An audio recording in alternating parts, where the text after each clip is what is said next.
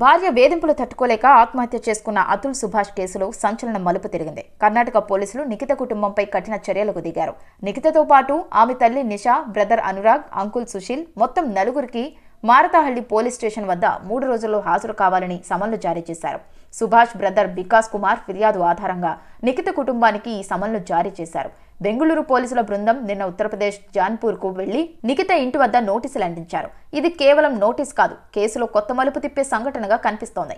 ఒక వ్యక్తి భార్య వేధింపులను తట్టుకోలేక సూసైడ్ చేసుకోవడం, తర్వాత కుటుంబంపై అభియోగాలు, ఇప్పుడు న్యాయ ప్రక్రియలో ఈ పరిణామం ఇది దేశవ్యాప్తంగా తీవ్ర చర్చకు దారితీస్తోంది.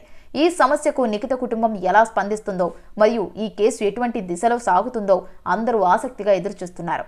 సోషల్ మీడియా వేదికగా ప్రజలు అతుల్కు న్యాయం కావాలి అంటూ పెద్ద ఎత్తున డిమాండ్ చేస్తున్నారు. ఇది కేవలం వ్యక్తిగత సంఘటన మాత్రమే కాదు, సమాజం న్యాయానికి అద్దం పట్టే కేసు. న్యాయ విధానం ఏ తీర్పిస్తుందో వేచి చూడాల్సిందే. ప్రస్తుతం జస్టిస్ ఫర్ అతుల్ అంటూ దేశమంతటా విపరీతంగా వైరల్ అవుతోంది.